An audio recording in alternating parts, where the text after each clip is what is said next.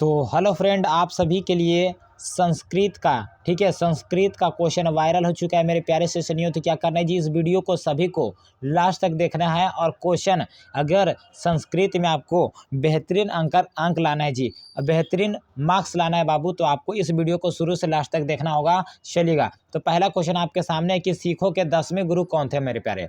सिखों के 10वें गुरु कौन थे मेरे प्यारे। तो यहाँ पे बिल्कुल याद रखिए, गुरु गोविंद सिंह थे। ठीक है, सिखों के 10वें गुरु गुरु गोविंद सिंह थे। दूसरा नंबर प्रश्न है कि गोल घर कहाँ अवस्थित है मेरे प्यारे। देखिए जी, आपको पता होगा कि गोल घर कहाँ अवस्थित है जी, तो ये पटना में है मेरे प्यारे स्टूडेंट। ऑप्शन नंबर ए यहाँ पे दूसरा का है, बिल्कुल ही सही उत्तर होगा।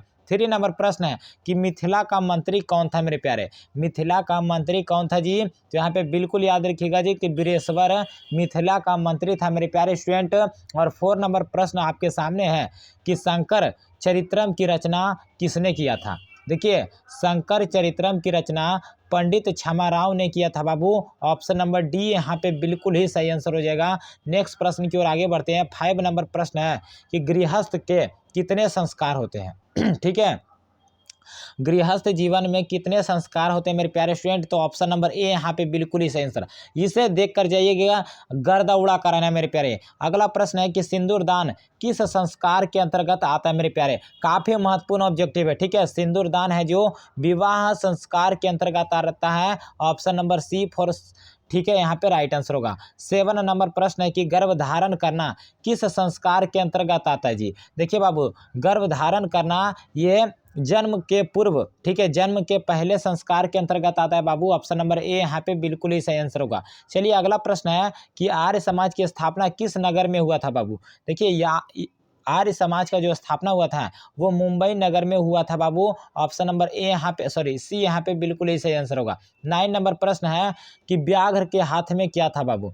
तो व्याघ्र के हाथ में सुवर्णम कंगन था बाबू, यानी सोने का कंगन था उसके हाथ में। चलिए, अगला प्रश्न की ओर आगे बढ़ते हैं। और जो लोग वीडियो को लाइक नहीं किए बाबू, क्या कीजिए, वीडियो को लाइक कर दिएगा। अगला प्रश्न है कि किसके बिना भार ज्ञान भार स्वरूप होता है जी। तो आपको पता होगा जी ठीक है, कि व्यवहार के बिना जो ज्ञान है वो भार के स्वरूप लगता है बाबू। ऑप्शन नंबर सी यहाँ पे बिल्कुल ही सही आंसर होगा। 11 नंबर प्रश्न है कि किसकी जय होती है बाबू। तो सत्य की जय होती है मेरे प्यारे स्टूडेंट। 11 का ऑप्शन नंबर ए यहाँ पे बिल्कुल ही सही आंसर होगा।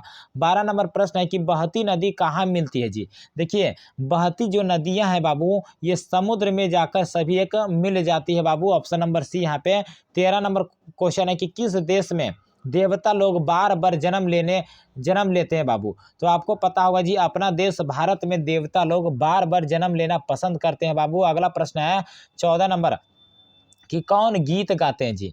कौन है जो गीत गाते हैं। तो देवता लोग गीत गाते हैं मेरे प्यारे से सुनियो। ऑप्शन नंबर ए यहाँ पे बिल्कुल ही सही आंसर होगा। 15 नंबर प्रश्न है कि नीति श्लोक के रचनाकार कौन है। तो नीति श्लोक के रचनाकार महात्मा विदुर है मेरे प्यारे स्टूडेंट। ऑप्शन नंबर ए यहाँ पे बिल्कुल ही सही उत्तर होगा। चलिए, अगला प्रश्न है कि घर की लक्ष्मी कौन होती है जी। आप सभी को पता होगा, नहीं पता है तो एकदम याद रखिएगा कि घर की लक्ष्मी जो होती है बाबू, वो स्त्री होती है। ठीक है बाबू। चलिए, अगला प्रश्न है 17 नंबर की मंदाकिनी नदी किस पर्वत के निकट प्रवाहित होती है जी। तो मंदाकिनी नदी जो है बाबू, ये चित्रकूट पर्वत के निकट प्रवाहित होती है बाबू। अगर संस्कृत में बेहतरीन अंक, ठीक है, या अंक आपको लाना है बाबू, तो लाइव सेशन में जुड़ना बिल्कुल भी नहीं भूलेंगे। चैनल पे नए हैं, चैनल को सब्सक्राइब कर लेंगे। रामायण पाठ के रचनाकार कौन होते हैं बाबू। तो रामायण पाठ के रचनाकार आपको पता होगा जी, वाल्मीकि यहाँ पे बिल्कुल ही सही उत्तर होगा। और अगला प्रश्न है 19 नंबर कि दानवीर कौन था मेरे प्यारे। तो आपको एकदम हमेशा याद रखना है, दानवीर कर्ण था बाबू। कर्ण से दानवीरता आप सभी लोग पढ़े होंगे बाबू। 20 नंबर प्रश्न है कि कर्ण से दानवीरता पाठ के लेखक कौन है। कर्ण से दानवीरता पाठ के लेखक कौन है बाबू। तो भास इसके लेखक हो जाएंगे। ऑप्शन नंबर ए यहाँ पे बिल्कुल ही सही आंसर हो जाएगा।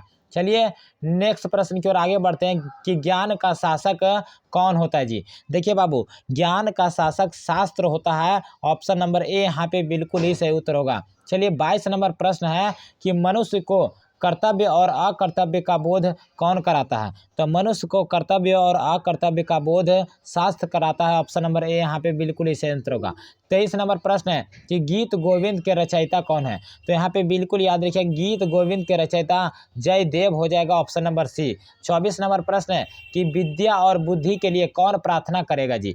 तो विद्या और बुद्धि के लिए जो प्रार्थना करता है वो शिष्य करता है बाबू। और लास्ट प्रश्न है 25 नंबर की भारत माता के पैर को कौन धो रहा है? तो भारत माता के पैर को यहाँ पे सागर धो रहा है बाबू। तो 25 में से आप सभी लोग का कितना सही हुआ बाबू हमें कमेंट करके बताइएगा। और अगर कल के एग्जाम में, ठीक है, संस्कृत के एग्जाम में कल को फोड़ना है बाबू, तो हमारे सेशन को, ठीक है, लाइव सेशन में जुड़ना बिल्कुल भी नहीं भूलेंगे। तब तक के लिए धन्यवाद। जय हिंद, जय भारत।